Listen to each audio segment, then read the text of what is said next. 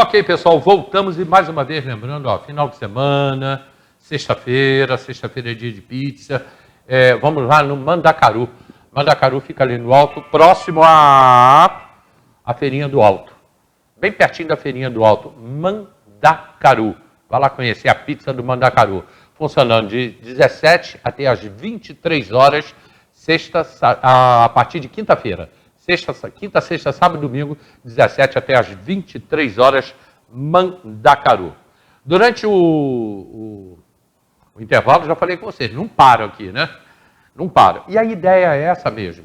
É você participar com a gente pelo Facebook, pelo Zap, é você também trazer a sua opinião, isso é extremamente importante para a gente. E é isso que a gente está trazendo para vocês e elas vão voltar aqui, virão aqui outras vezes. Tem muita coisa para a gente debater sobre a nossa cidade. A questão da internet para os alunos é uma obrigação do governo municipal. É verdade, Laura, também concordo com isso. Aliás, eu acho que é uma obrigação do governo num todo, né? Municipal, estadual e federal. Cleide Fischer, todos os profissionais da educação querem e muito voltar a trabalhar, mas parece que remaram e agora vão morrer na beira da praia. Se vocês deixarem, também vou dar uma opinião aqui. Olha só, pessoal, o que eu acho é que os governos, eu até falei isso na abertura do programa, que os governos, tanto o governo federal, quanto o governo estadual e quanto o governo municipal, eles tiveram desde o mês de março para se preparar para esse momento que nós estamos agora. Deixaram muito de fazer, deixaram muito a desejar, e hoje estamos aqui discutindo se vão voltar ou não às aulas, quando nem a vacina ainda chegou, a vacina está começando a chegar. Lógico que as aulas têm que voltar, e tem que voltar muito rápido. E lógico que nós não estamos preparados para a volta às aulas. Não estou em cima do muro não, mas eu acho que a realidade é isso. Nós não estamos preparados para a volta às aulas, mas as aulas têm que voltar. Os profissionais precisam trabalhar e as crianças mais ainda. Porque quando se fala aqui da internet, que as crianças estão usando aí a internet, está todo mundo trabalhando, mas e quem não tem? Quem não tem nem um celular, quem tem o celular não tem dinheiro, quem não tem um computador em casa. E hoje, milhares de crianças aí na periferia e nas favelas que a gente infelizmente tem aqui em Teresópolis, tá? Nos bairros mais populares, tem muita gente que não tem condições e as crianças também não. Então, o que vai ser feito? Bibi, qual seria a tua ideia? O que nós podemos fazer agora? Volta ou não volta às aulas? Bom, eu continuo com... Você continua? Eu continuo com a minha opinião, né? Acho que a gente precisa voltar.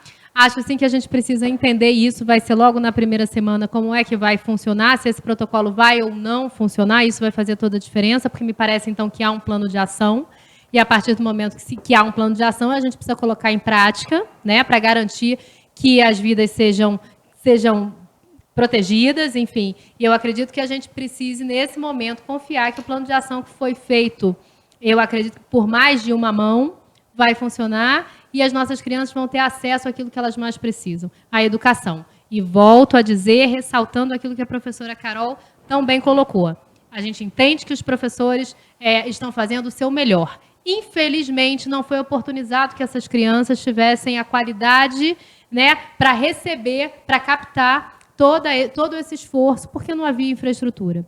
A gente, infelizmente, não tem uma internet pública, porque, por exemplo, a criança poderia ir para uma praça pública do seu bairro, se a internet fosse socializada, e aí ali receber o conteúdo, por exemplo. Então, é uma ideia, né, que chegue aí na Secretaria de Comunicação, na Secretaria de Tecnologia, por que não as nossas praças não terem acesso, por exemplo, àquele estudante que fosse através de senha, para que evitasse de ter qualquer conteúdo, mas é uma possibilidade. Nós temos tantos grupos de internet na cidade, por que não, talvez, uma parceria público-privada para que pudesse colocar isso em prática? A gente não teve. É isso que eu falo. Na verdade, nessa pandemia, provocou na gente a sensação de que o político, ele, na verdade, ele não está criativo.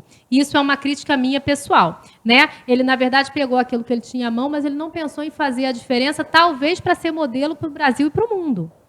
Ah, Bibi, mas como assim? Não havia tempo? Sim, mas agora há tempo, né? A gente já está indo para o primeiro ano de pandemia, e a gente está com o mesmo caminhar capenga do eu pego o incentivo que veio do governo federal e aplico naquela mesmice, né? Eu não tô criticando a mesmice, parece que me soou mal. Mas, assim, a gente não fez a diferença. A gente não foi procurar, por exemplo, um grande desenvolvedor de internet, um grande desenvolvedor de tecnologia para saber o que a gente podia fazer lá para o alto da comunidade. Ai, Bibi, a criança não está... Parece que alguém falou assim, ai, Bibi, você não está vendo 22 mil crianças na rua e tal, mas a gente está vendo um número parecido com esse nas nossas comunidades, que aí ficam nos becos e vielas, porque também as casas não têm infraestrutura para ficar igual a casa da gente que fica lá no sofá, enjoou, vai para o quarto, liga a televisão do quarto, a coisa não funciona dessa forma.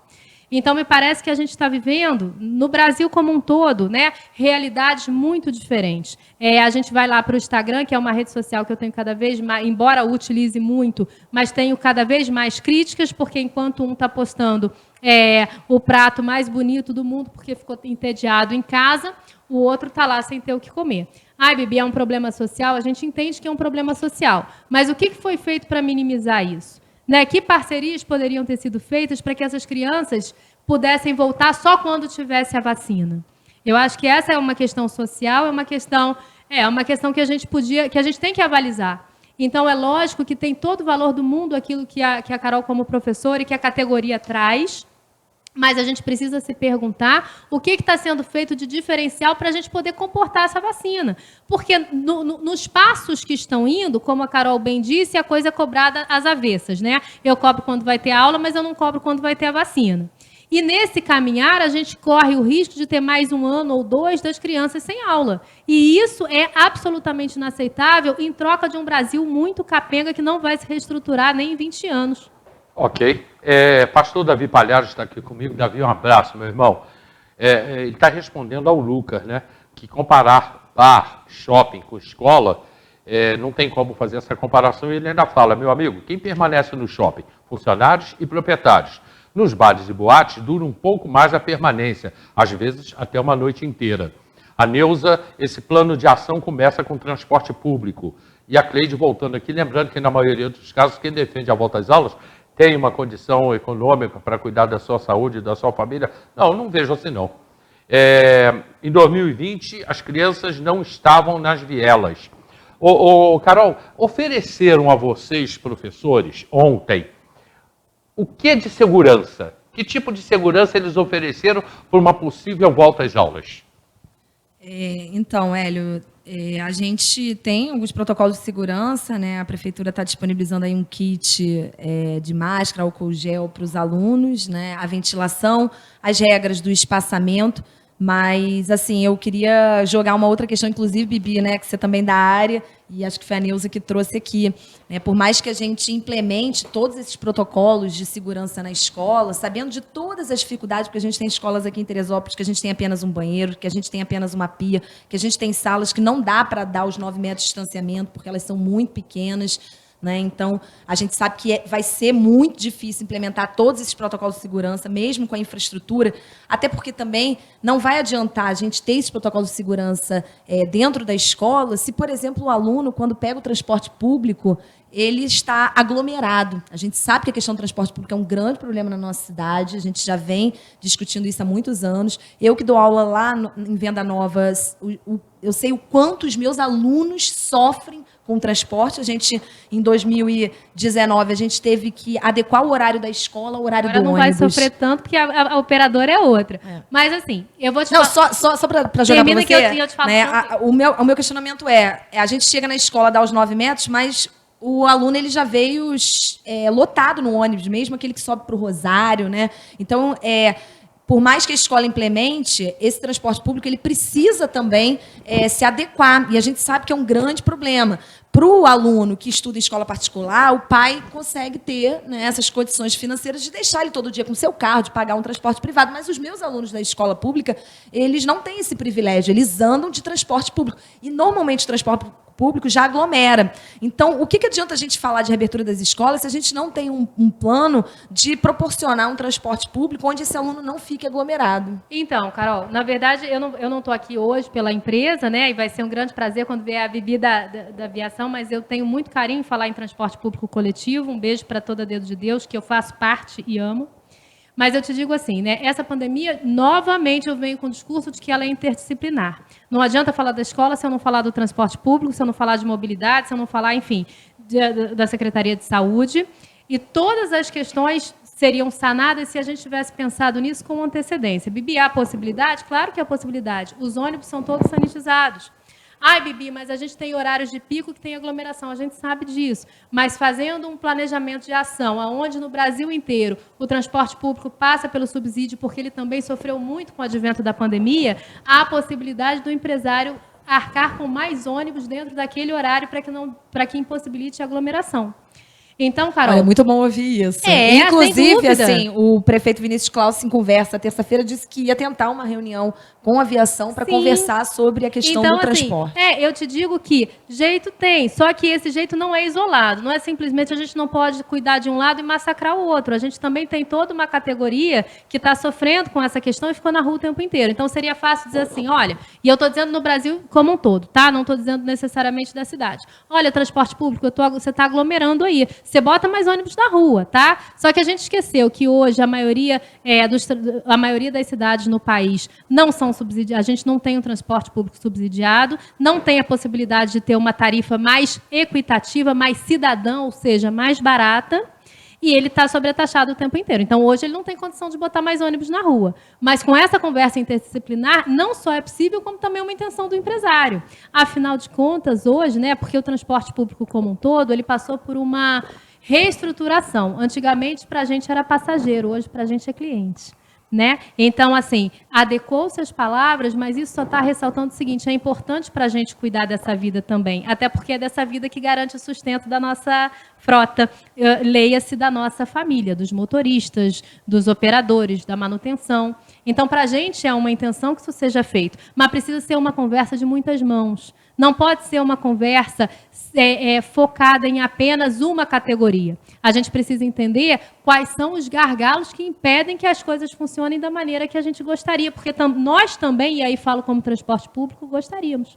Só que precisa ser uma conversa onde você entenda os meus pontos de vista, eu entendo os seus e a gente acha o caminho do meio. Por isso que eu digo, né, a gente está numa política, e aí eu vou voltar a falar de política muito personalista e muito extremista. Cada um vai para o seu lado, quando na realidade a inteligência está no meio, no diálogo, para a gente poder entender o que nos impede e quais seriam os facilitadores que a gente consiga fazer com que o único que importa vença, a população, né? Carol?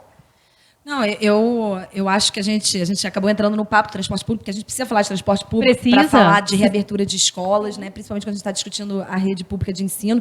E, assim, me espanta porque Teresópolis tem uma das passagens mais caras do estado do Rio de Janeiro, né? Então, a gente sabe que a gente já sofre com um sistema de transporte que, às vezes, demora muito tempo. Inclusive, o vereador Diego Barbosa está apresentando uma moção para que retorne um horário de Canoas, né? A gente já viu vários movimentos de retirada de ônibus para Vieira. Então, Carol, deixa eu só fazer... A gente sabe que tem essa briga entre a empresa e o poder público. A gente sabe que um fica jogando para o outro, né? Porque a empresa tem prejuízo, aí a prefeitura alega que repassa o dinheiro. E eu acho que, sinceramente, inclusive, a gente já travou esse debate, né, naquele período da integração, né, Bibi? Eu acho que a gente está precisando em Teresópolis, sabe do quê? De uma CPI do transporte público. Então, a Carol, gente precisa abrir a caixa de Pandora e falar, então vamos resolver o problema do transporte. Só que para resolver, a gente precisa entender. E aí a gente tem que jogar as cartas na mesa.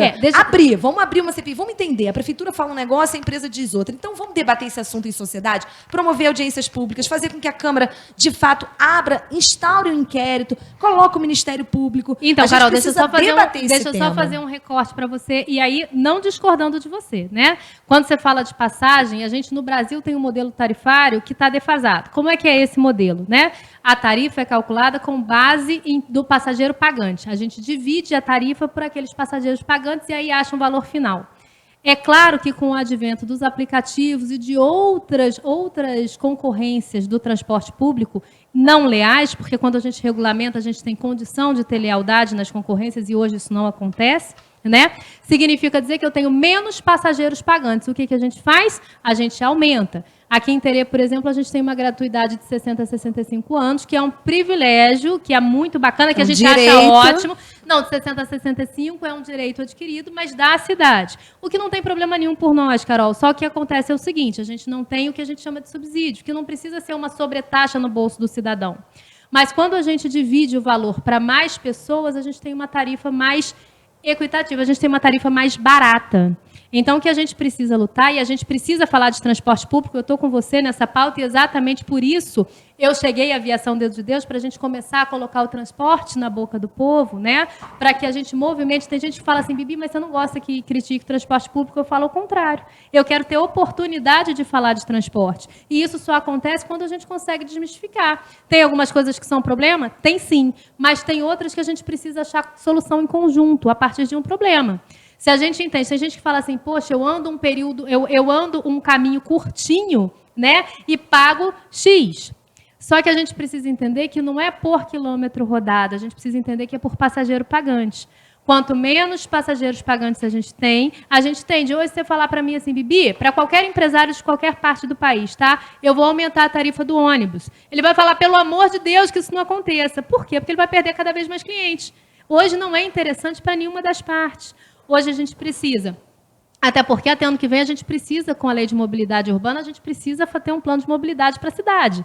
Então a gente precisa provocar esse debate para que a gente entenda essa tal caixa de Pandora, e eu gosto mais de caixa de Pandora do que caixa preta, né? Para que a gente possa desmistificar e que todo mundo entenda como é feito esse cálculo de tarifa, e a gente precisa entender que subsídio é uma coisa que precisa acontecer. As cidades, hoje, todas as cidades, né, que são mais avançadas, elas já entenderam que transporte público ajuda a economia das cidades, ajuda a mobilidade das cidades, polui menos a cidade. Quando a gente tira carro singular da rua e coloca o transporte coletivo, além dele ser mais cidadão, e a gente entende que para mais cidadão a gente precisa de uma tarifa mais baixa, mas a gente precisa entender como viabilizar isso sem sacrificar, né, nem o empresário, nem o trabalhador e muito menos a população. Ô, Bibi, eu acho até engraçado, porque a gente fala transporte público, mas, na verdade, o transporte não é público, né? O transporte é privado. E aí eu quero citar aqui o caso de Maricá. Né? Maricá é uma cidade onde o transporte é de fato público, nas mãos do Estado, e tem a tarifa mais baixa do Estado do Rio de Janeiro. Mas com os royalties de Maricá, isso é possível. Hoje eu vou te dizer que o encampamento, e aí eu estou te falando de mobilidade, a gente teria que ir mais a fundo num programa só disso, né? A gente estava falando de educação, e a gente já entrou aqui. Já foi para outras coisas. Daqui a pouco a gente sabe vai que eu tô deixando? Papo de política. Porque chegou a hora de eu virar para vocês duas e falar assim, acabou. Ah, mentira, não acabou, não. Acabou, muito obrigado. Hélio. Então, deixa eu ver. Carol, 2 minutos. Bom, gente, primeiro agradecer aí ao Hélio por esse convite maravilhoso, agradecer aqui a Bibi por esse debate honesto, importantíssimo, né? Como ela sempre coloca aqui, eu acho que a gente não precisa concordar em tudo, mas a gente precisa se respeitar, a democracia é feita aí das diversas opiniões. Então, assim, agradecer a Bibi por esse debate, né? E dizer aí, né, que para quem não me conhece, quiser me seguir aí nas redes sociais, é só jogar Carol Quintana, que vocês vão me achar no Instagram, no Facebook, né?